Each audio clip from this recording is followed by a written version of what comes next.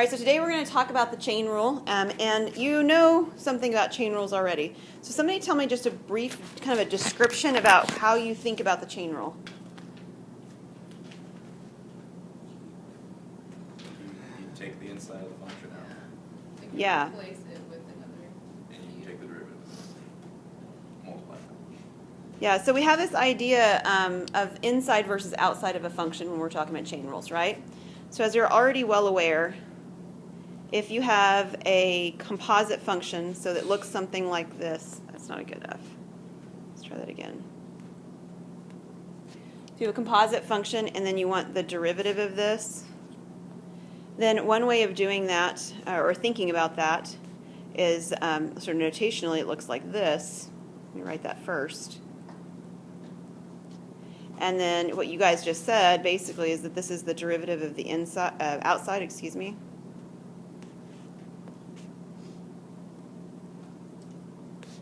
And this one is the derivative of the inside. So it's a product of the derivative of the outside and the derivative of the inside, right? So what we're going to do is we're going to extend that idea into multivariable functions. Okay.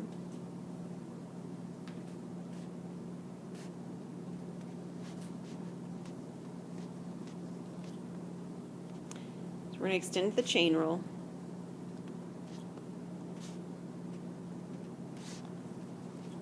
To functions of several variables.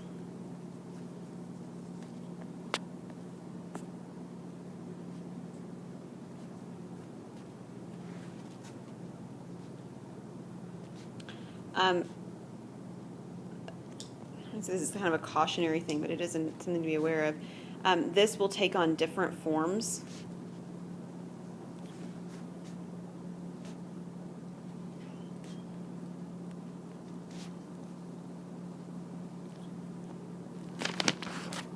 For different numbers of variables.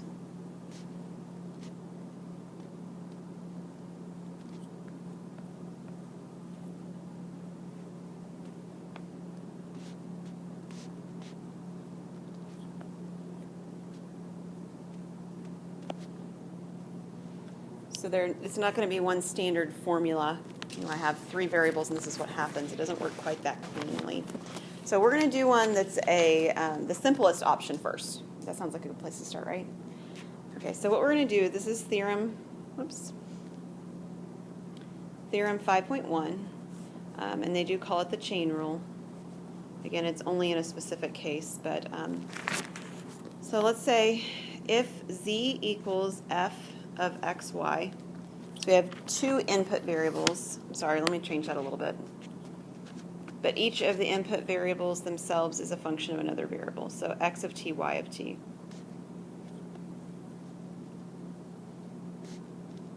Where x of t and y of t are differentiable.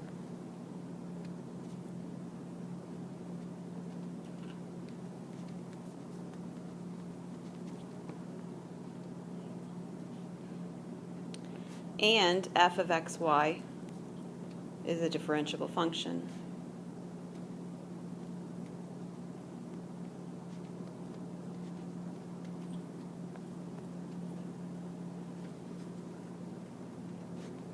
Of x and y.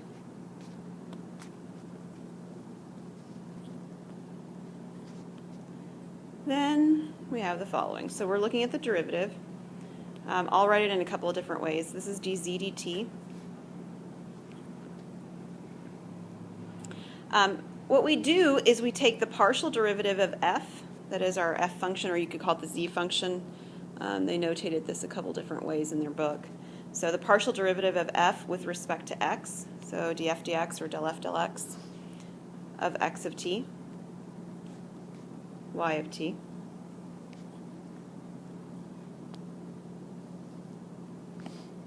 So you see, this is taking the derivative of the outside, right, with the input staying the same. That's what you're seeing happen there. And then times, sorry about that, times the derivative of x with respect to t, so dx dt, plus the partial of f with respect to y, and we do the same thing of x of t, y of t, times dy dt.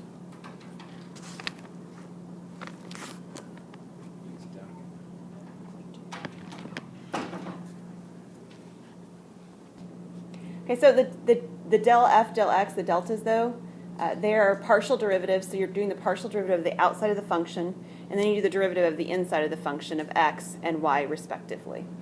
Okay, so here's what I was getting at just a second ago. One device or way or whatever you want to call it for remembering this is a tree diagram.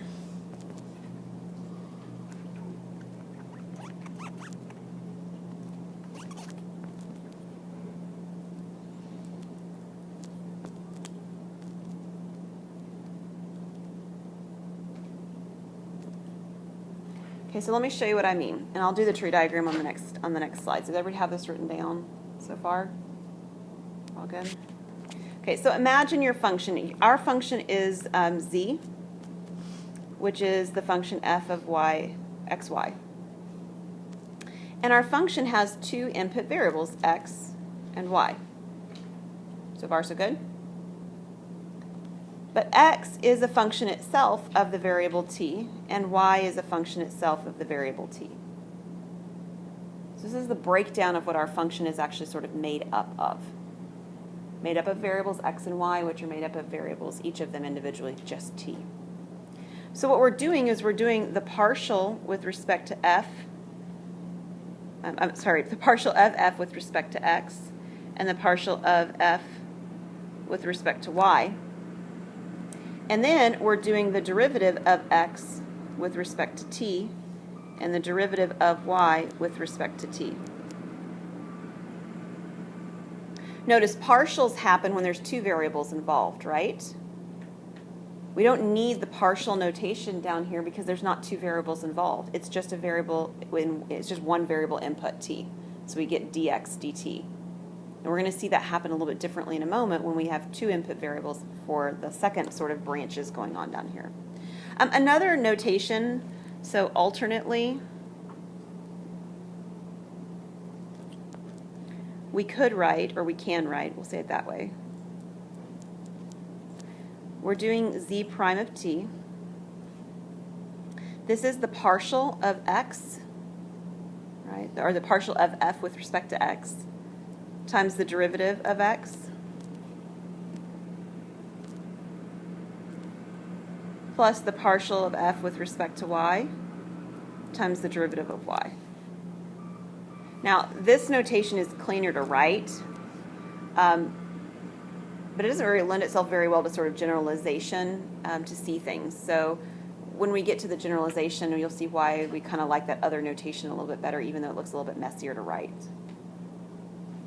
But when this one is used, it's certainly appropriate to use it. And so that's actually what we're going to do. We're going to do an example where we have this going on. We have a multivariable function with two inputs, x and y, and each of them is a function of another variable. So, do our first example. We're going to use the chain rule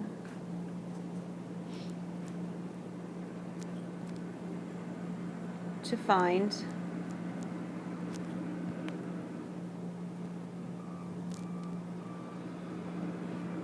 the indicated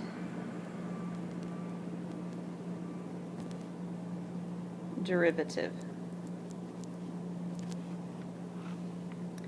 And our first function, or the first thing we're going to find is we're going to find g prime of t,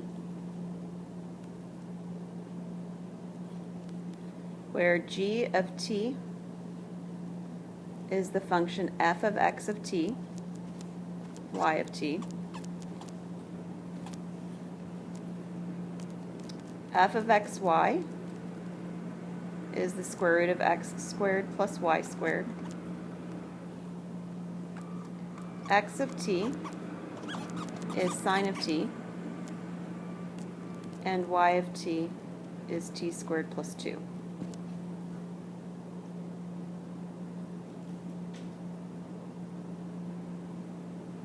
Okay, so notationally, what we're trying to do, from what we've seen before, is we're trying to find, I'll use that second notation that we just encountered, g prime of t, where it's f with respect to x, right, the partial of f with respect to x times x prime of t, plus the partial with respect to y times y prime of t. So there are actually 4 things I need to find in order to plug all those pieces into the expression I'm working with, equation I'm working with. So we're going to find each one of them. So let's start with f, well, we'll just go in order. We'll start with f sub x. So f sub x, I need the derivative of, the partial derivative of the f of xy function, where x is considered to be the variable. So what's that going to look like?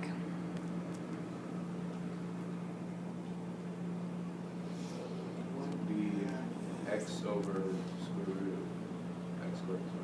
Yeah, let me write it out first, like James was saying, just so that everybody remembers where all the pieces are coming from. So the 1/2's there. I've got x squared plus y squared to a negative 1/2 power. And then I have the derivative of the inside, which is the 2x, right? Caleb was simplifying as he went, and this one's not terrible to do that with either. You end up with x only, and then you end up with the square root of x squared plus y squared in the denominator. Is that okay so far? Now really, I'm going to go out of order because I'm going to do f sub y. If we've done f sub x, f sub y is very straightforward. What is f sub y going to be? Y over. Right, y over the same thing because it's a symmetric function, right? So we have y over the square root of x squared plus y squared. Our other functions are pretty straightforward, easy to deal with. X of t. So what is x prime of t? Cosine of x. And what is y prime of t? 2t. Oh, I'm sorry, I said cosine of x, or maybe you guys did. We both probably did. Cosine of t, right? All right, and then 2t. Okay, does that look okay? We've got all the pieces we need now, so we just need to put them together properly, and there's one more step before we're done, but we'll see it pretty quickly, I think. So g prime of t should be f sub x, which is the x over the square root of x squared plus y squared, times x prime, so that was sine of t, plus f sub y, which is y over the square root of x squared plus y squared, times the derivative of y, which was 2t. Yeah, cosine. Oh, I'm sorry. Thank you. You're right. Cosine t. Everything else there okay?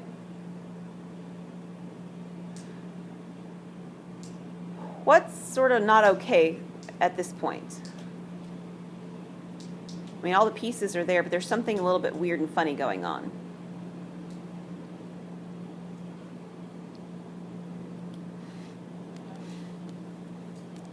This function says g prime of t, so the variable should be t, and I've got a lot going on the other side of the function that's not t's, right?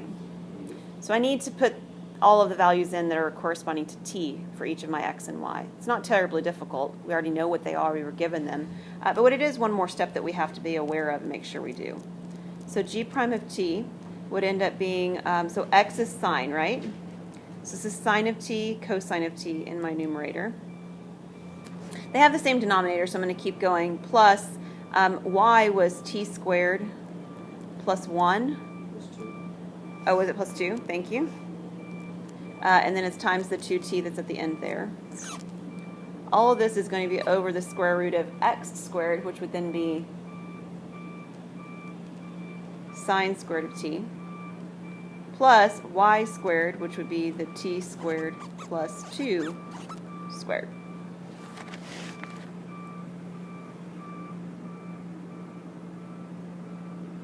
Squaring in the denominator doesn't really clean anything up. We'll go ahead and distribute the 2t in the numerator. That's what your book ends up doing, I believe, on this particular problem. It's certainly not a huge deal to me, but we do end up having 2t cubed plus 4t And if you want to distribute out the denominator, you could certainly write that way as well. This would be sine squared t plus t to the fourth plus 4t squared plus 4. Or you can leave it factored. I don't really care. But this is the best you can do. There's no simplifying other than that. And everything's in terms of t, right? So we are, in fact, done at that point. Any questions on that one? Okay.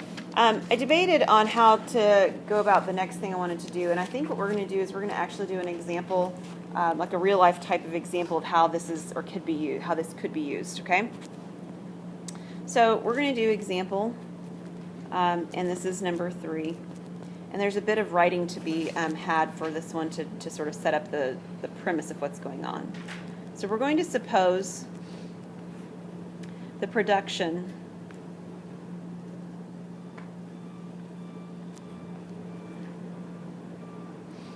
of a company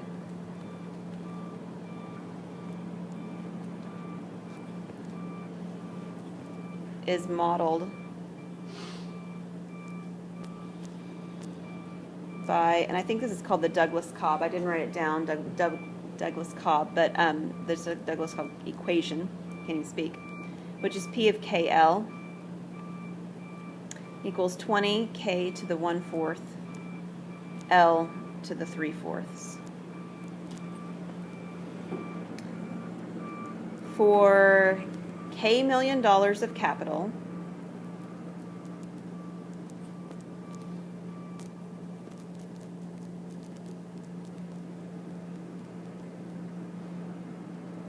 and L 1,000 workers.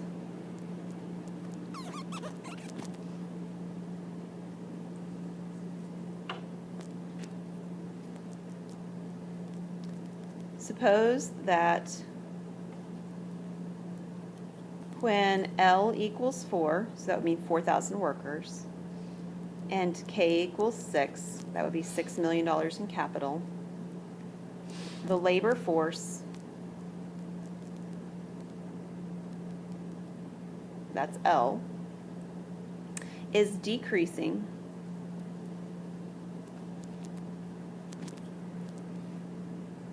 by 60 workers per year.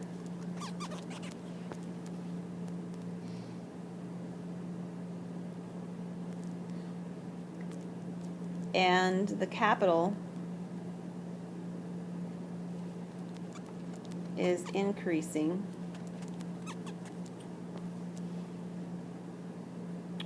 or growing by $100,000 per year.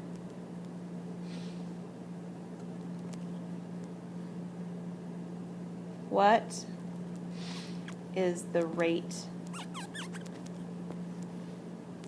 of change in production?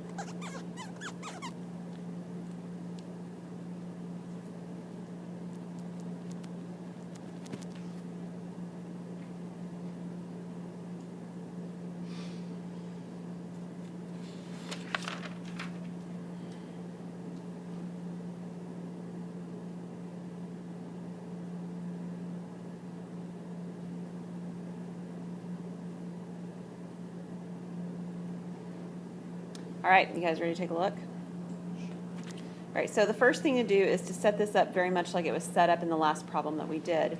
We're going to have a function defined in terms of t, so a single variable t, of our multivariable function p of k of t, L of t.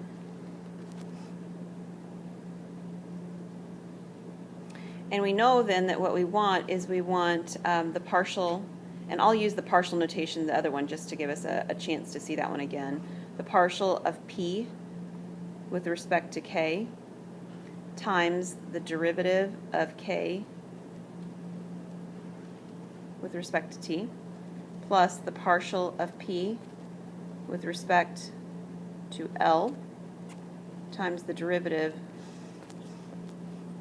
of L with respect to t.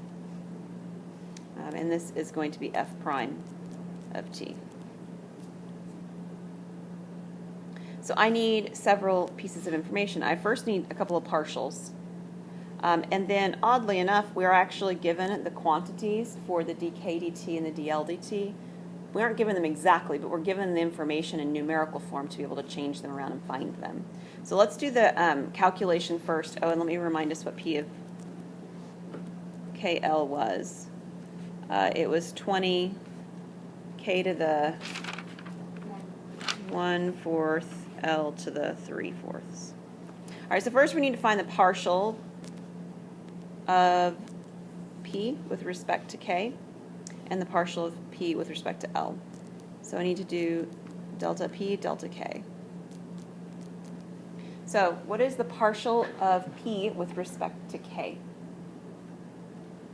It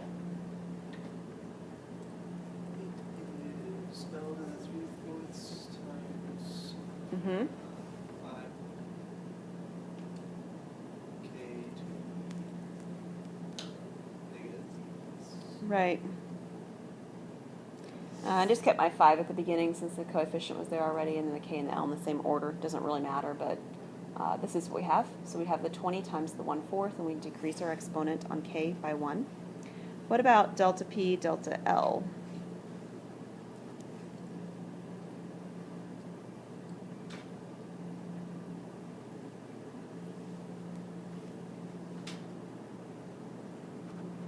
This time the K stays the same, right?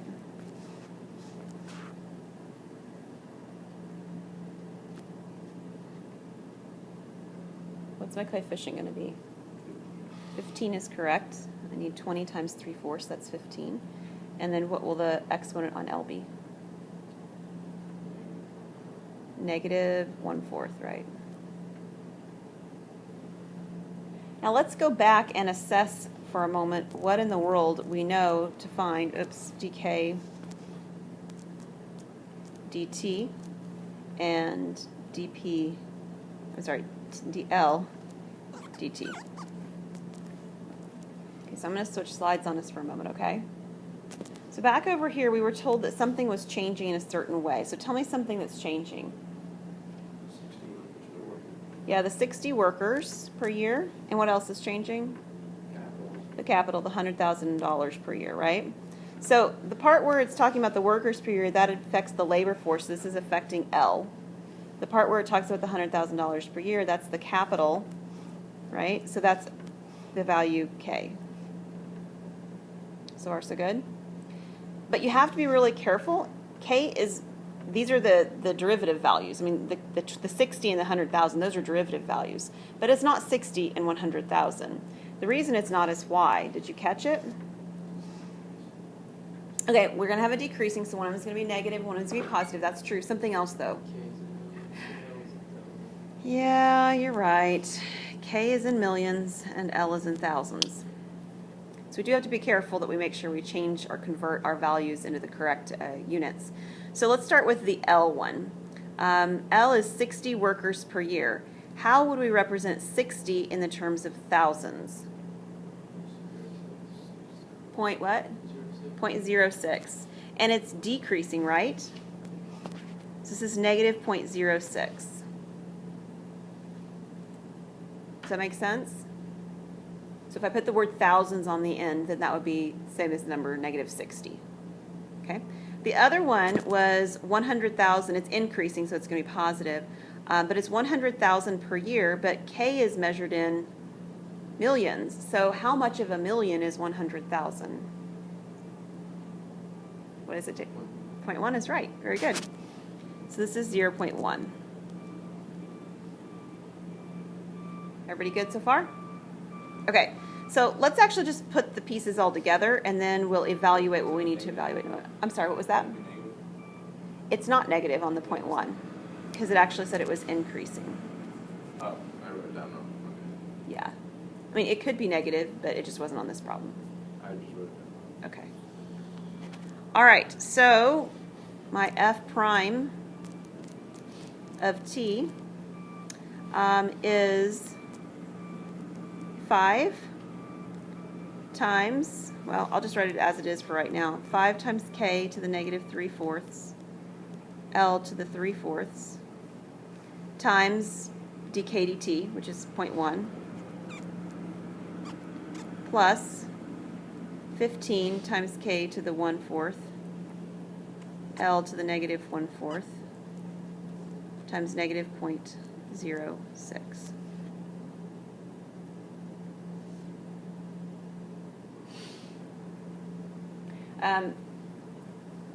The kicker is that we actually know what K and L are, though, don't we?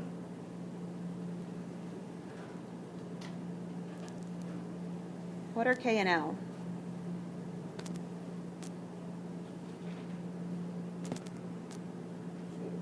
K is 6 and L is 4. Right. They actually give us the specific values. We don't even have to find anything for them.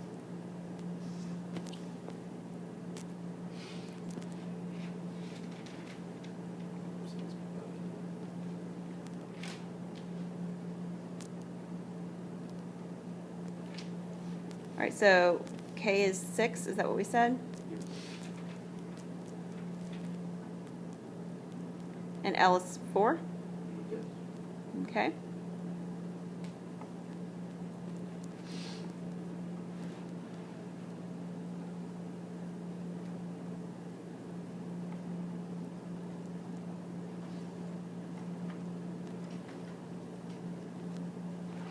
Here's what we have, and we're going to just get a calculator approximation for that, okay? So take a calculator, be careful as you enter it. There's a lot going on with those exponents. It might be helpful to enter the exponents as decimals, just because you won't have to have the division in there, and be careful on those parentheses. And let's figure out what you get. It'll be an approximation, we'll go with that. And this book likes us to use 4 decimals, so if you want to go into pieces of this at one at a time too, you can do that and just get the pieces of this and then multiply them and add them and so forth. Or you can do it all at one fell swoop.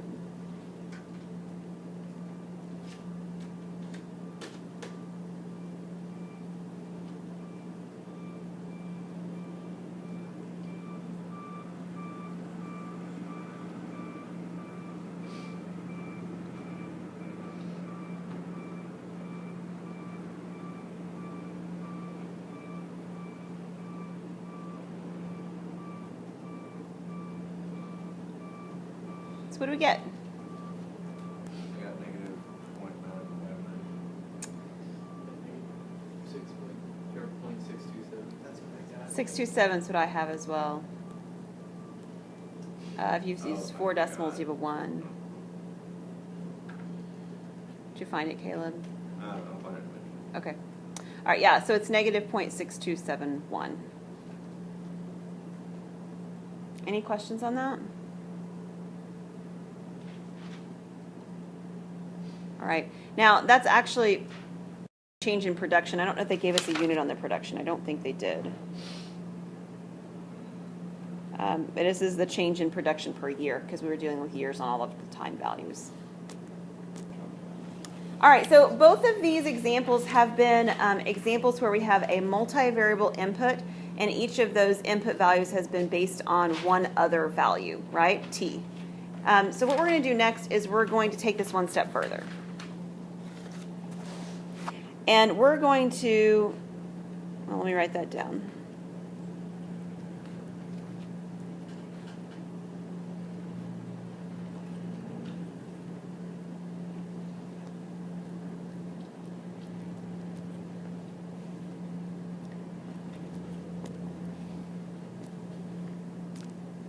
And ask ourselves, what if x and y themselves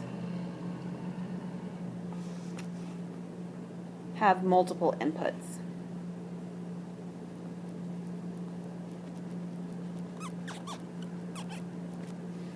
So instead of it just being, for instance, before we had x of t and we had y of t, but what if it's x of s and t and y of s and t? Or even maybe more inputs than that, potentially. All right, so let me draw the picture first from that picture point of view, that chain, when we did the tree diagram. And it's easier if we go from there to actually put all the pieces together very cleanly. So we're starting with a function. So we're going to take a function. In fact, let me write out that part of it first. So this is going to be theorem 5.2, the chain rule.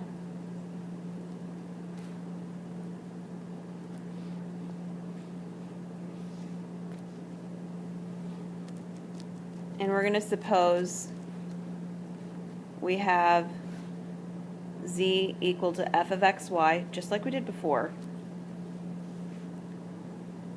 where f is a differentiable function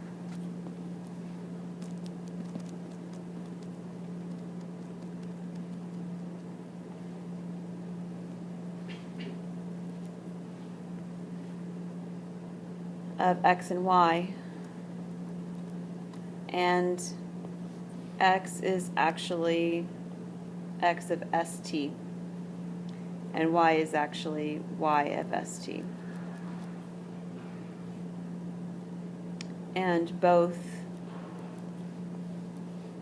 have first order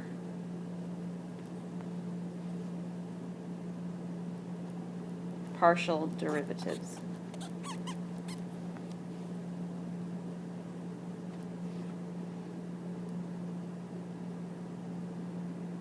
Okay, so picture-wise, we're starting with our function z equals f of xy. And this is based on having two inputs, x and y. So that's just like the diagram we had before. But before we went straight down to t's. What are we going to have to do now? Yeah, we're going to have to draw two down, right? Two branches. And what are going to be the end of each of those branches? Yeah, S, T, S, T. And because everything is based on more than one input value, when I'm taking derivatives, they're all partial derivatives that I'm taking, right? So this is del f, del x, and del f, del y, just like before. But when we go down the branches now, I have del x, del s, and del x, del t. And over here I have del y, del s, and del y, del t.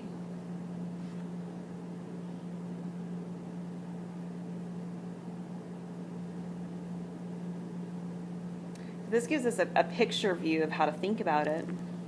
And we want to use that, or we can use that, we don't have to, we can use that to write out what the partials look like. So I'm going to end up with del z, del s, and, or we'll use, we could use the, I guess, we could use the del f as well, but I'll just use that because that's what your book is using, del z, del s. They're using z and f interchangeably in the way that they've written this. And what we're doing is we're taking the derivative of z, or f, with respect to x, times the partial with respect to x, of x, excuse me, with respect to s.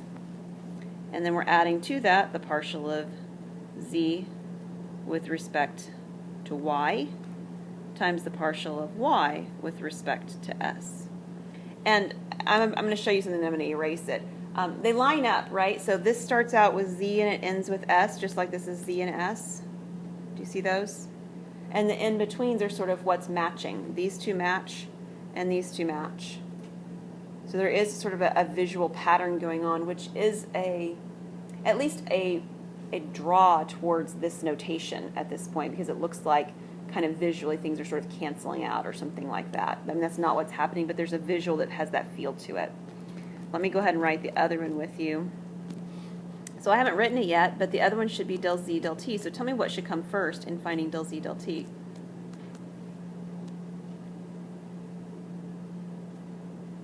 It's going to look almost the same. Del f, del y. Yep, they're using z's, but you can use f's. Del f, del y. Let's do x first, just because it's listed first in our notations, but we'll get the other one in a minute. What would come next if I do x first?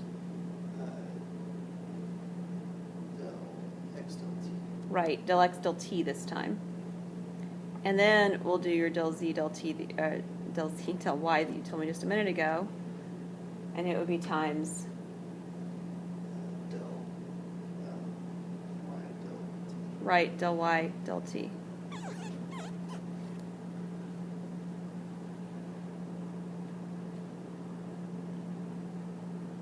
Now, notice there are two things that I'm finding here, right? Like on the last one, I'll switch slides here. I'll come back to this one in just a second.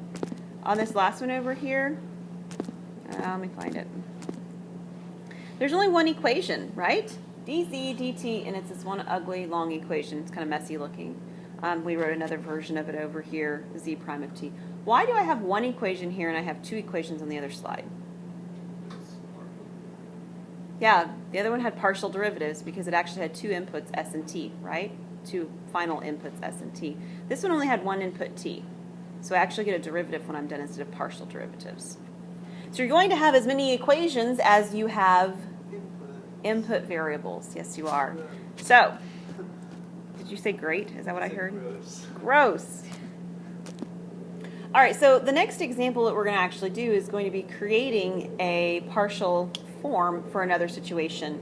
So basically, we're going to create another chain rule based on some different, parameters, okay? So we're going to state,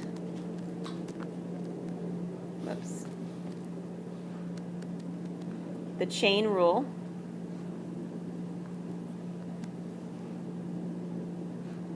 for the given composite function.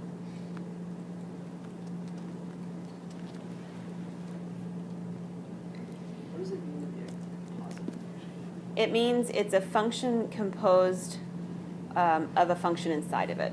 So like the standard ones you're used to seeing is something like this, sine of x squared. There's a function inside of another function. Now, when we're dealing with it in this case, a lot of times they're actually separating out those inside functions in a different notation, but it is just a function inside of another function. All right, here's the one we're going to do. We're going to do g of u, v, w. And it's going to be f of x, u, v, w, y of u, v, w, and z of u, v, w. All right, before we get started, how many equations are we going to end up with when we're done with everything on this? Not 48, no. 3. Why 3, James? There's 3 inputs. There's 3 inputs. So I'm going to end up, when I'm all said and done, with a del, we'll use just the g, del g, del u, a del g, del v, and a del g, del w. And those are the 3 things I'm going to end up with when I'm done. Because there are 3 inputs, u, v, and w. Okay. On this screen, let's go ahead and draw that chain, the tree diagram, so you can see it. And if that's not a helpful tool for you, that's fine. You don't have to use it. That's great. But for some people, it is very helpful to see. I thought it was very clever of them to include that. I don't remember that when I was learning this, that tree diagram, but I thought it was helpful. Trees didn't exist then. It wasn't that long ago, I promise. All right, so this is G of UVW, right? And G actually has 3 inputs that are sort of the in-between step before we get to the UVW. What are the inputs?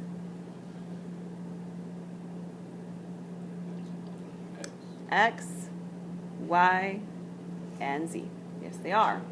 And then X, Y, and Z have the 3 inputs that are U, V, and W.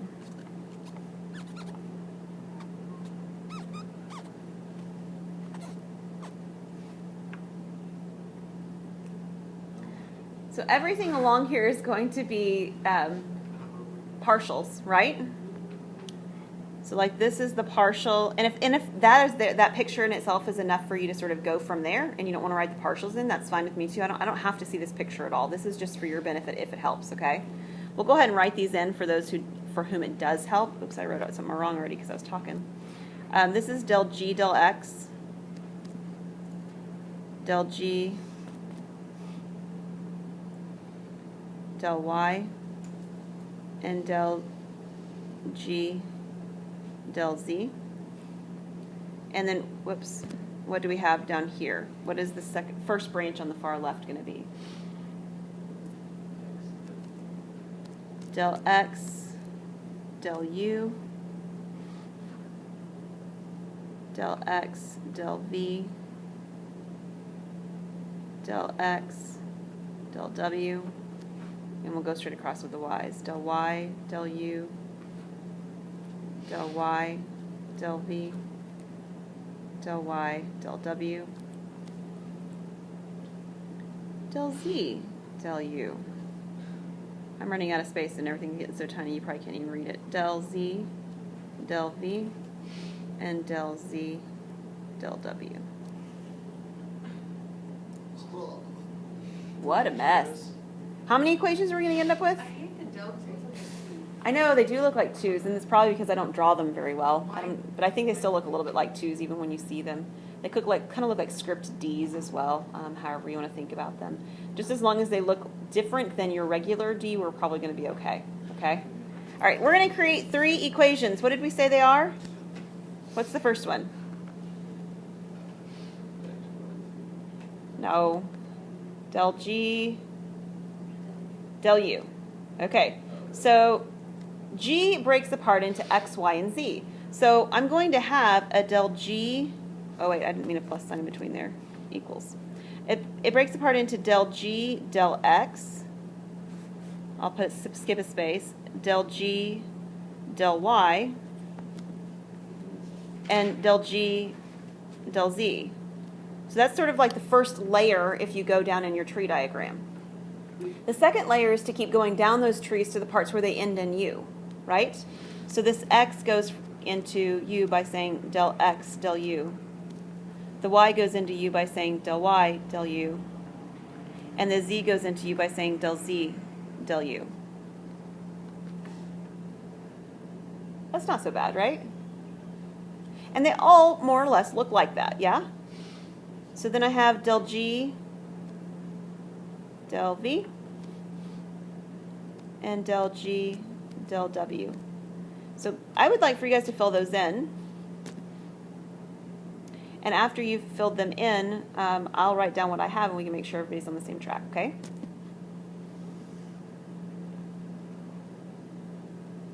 So breaking apart into all these pieces,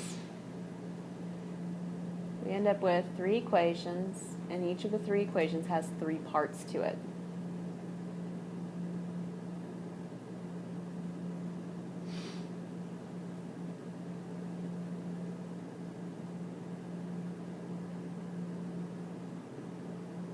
Okay, I'm going to go ahead and write the answers.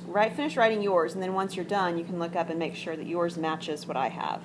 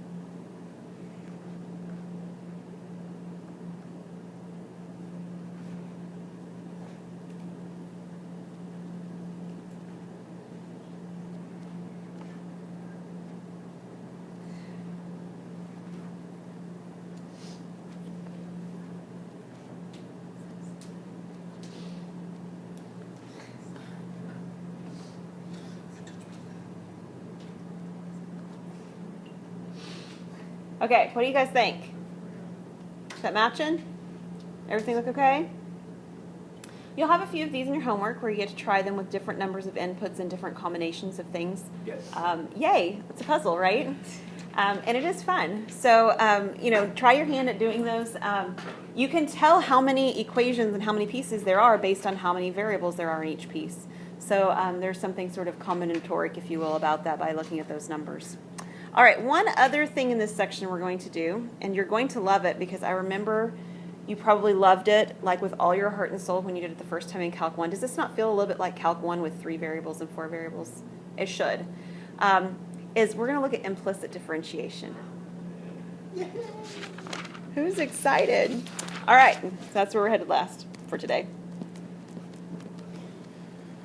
Okay.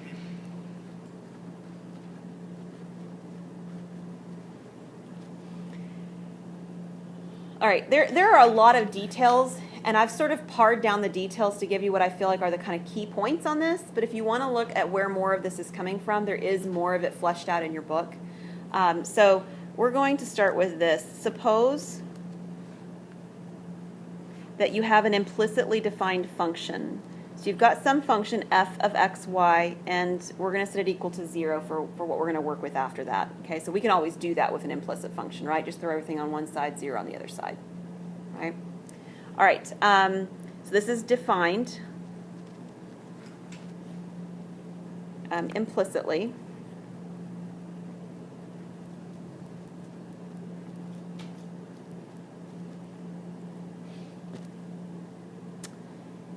If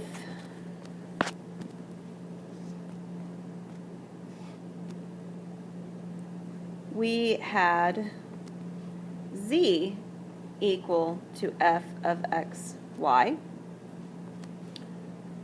where x is a function of t, so x is x of t, and y is y of t. From our very first theorem today, so from theorem 5.1, we would have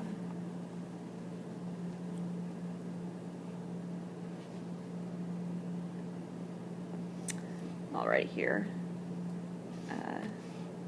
d z dt equals our first partial with respect to x times dx dt plus our first partial with respect to y times dy dt. And that's one of the forms that we saw written earlier on. There's a little bit difference in the letters that are being used, but it's the same form we saw from the very, very first one we did today. But since f of x, y equals 0, we also have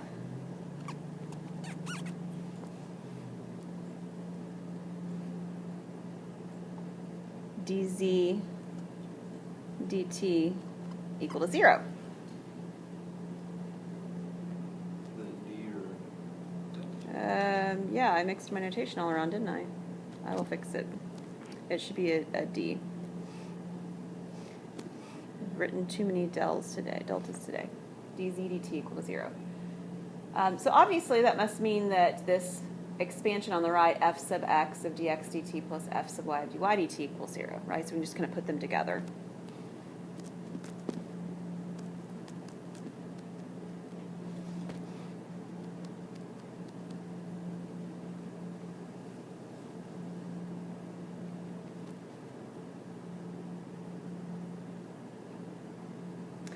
But there's a few other things going on here.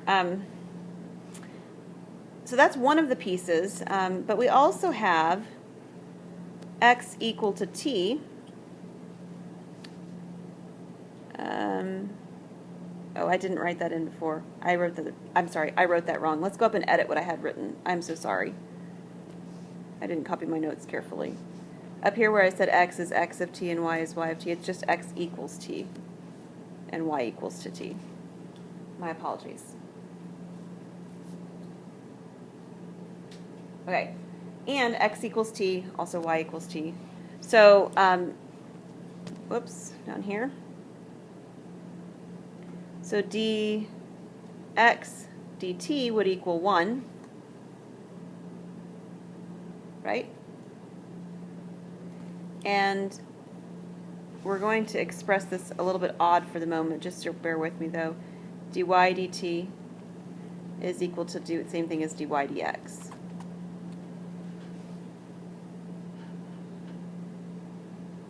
our goal in what we're doing right now is to find an expression for what does dy dx equal. That's why I don't want to change this, or that's why I want to change this into dy dx. So taking a look at this right here, then I've got f sub x times 1 plus f sub y times dy dx equal to 0. What would dy dx equal?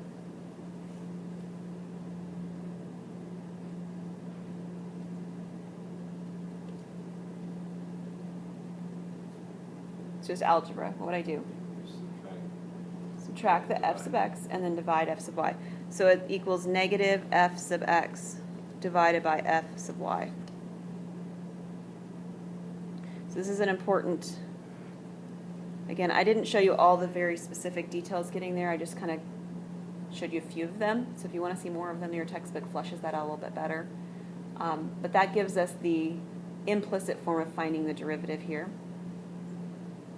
I want to show you and again, I'm not going to argue it too much, but there is a similar argument. So by a similar argument,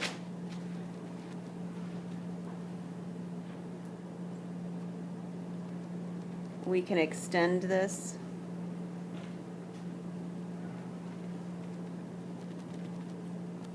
to functions of several variables.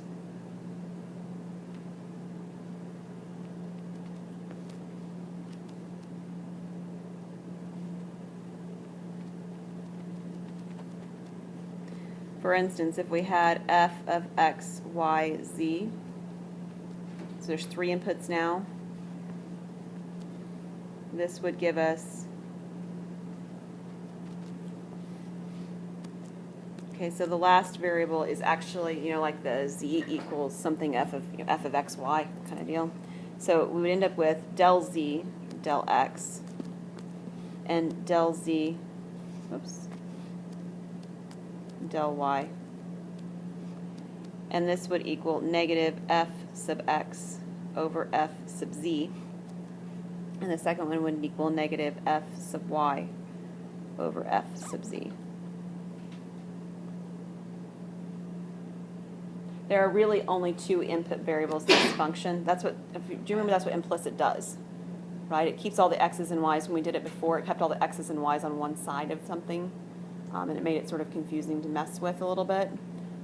So there really, in this case, are only 2 input variables. Z is my output. But because the output z is in terms of x and y, we only get partials instead of getting an actual derivative.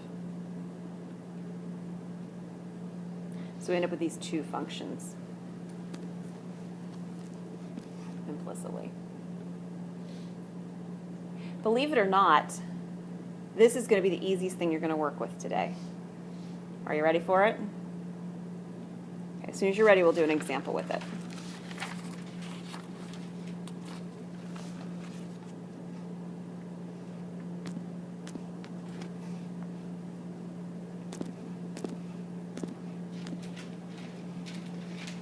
All right. We're going to use implicit differentiation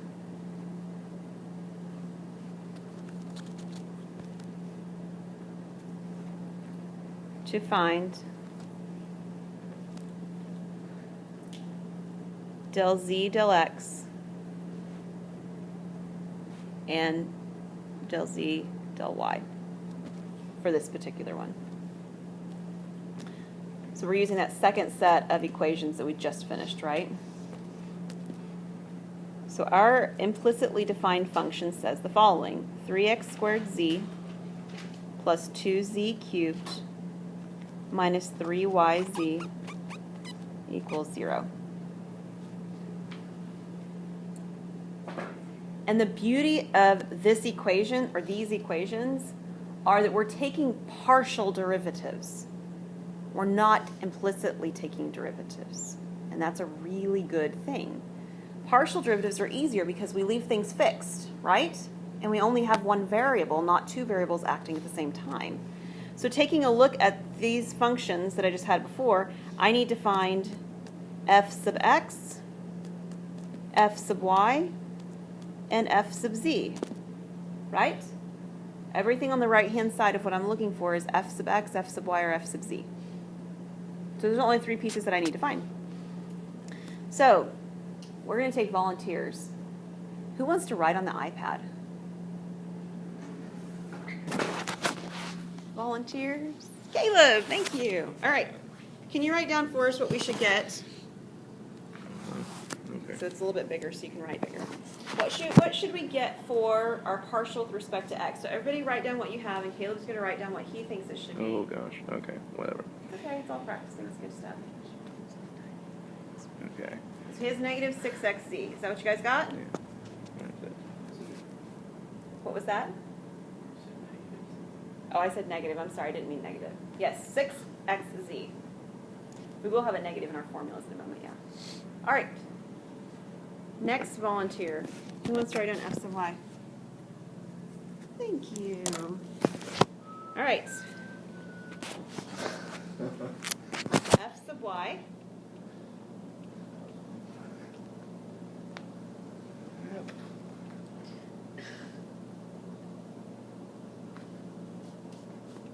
Negative 3z. Is that what you guys got? Who wants to do number 3, f sub z? Do you want to do it, Tally?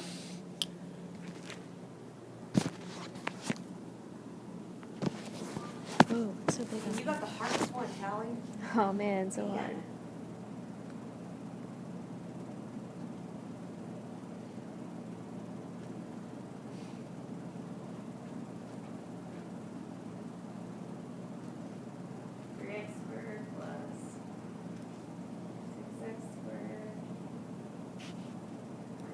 She had 3 parts to hers, didn't she? Is that what everybody has? What's wrong? Oh, Ah, in the middle it should say z instead of x. sorry. I remember seeing one that I had to write down. Where's the eraser? There's the eraser at the top. You see it looks like a... Ha.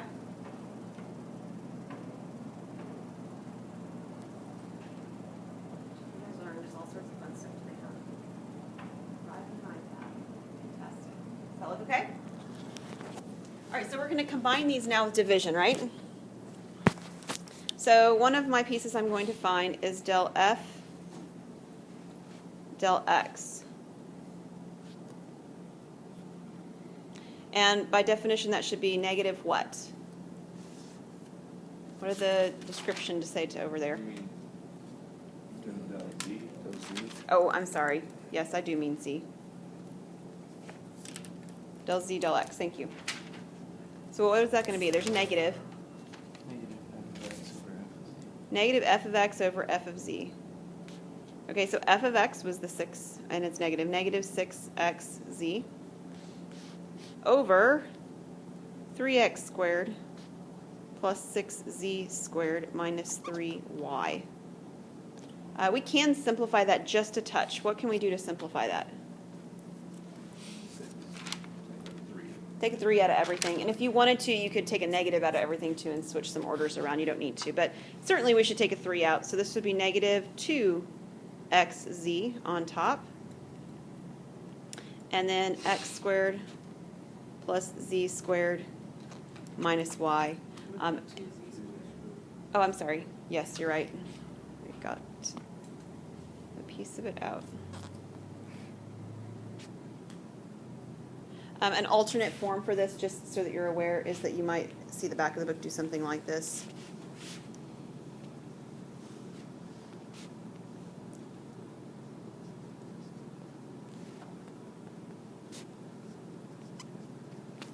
That would be the equivalent of changing all the variables by a negative, right? So there's no negative on top, and then we switched all the signs on bottom and put the positive one in front, something like that. You don't have to do that. I just want you to recognize if you looked at the back of the book what would be happening. All right, the last one to find then is del z, del y. So that's also a negative. It's a negative what? Yeah, fy over fz. We've already dealt with the fz part, so it's going to be the same as it was before. 3x squared plus 6z squared minus 3y. And then what's going to go on top? Yeah, and it'll actually be positive this time, right? Because it's negative 3z and we've got another negative going on. So we can still take out that 3 just like we did a minute ago, yeah? So z over x squared plus 2z squared minus y. Okay, now would you agree with me that's probably the cleanest thing we did today? That's actually quite clean, so. All right, let me give you some homework, because what would class be without homework, right? All right, this is, did I need to switch back? Did you get everything on the last page? Would be good. Nobody's complaining, so we'll go with that. All right, page 861. We're going to do 3, 5, 6, 8, 9, 10,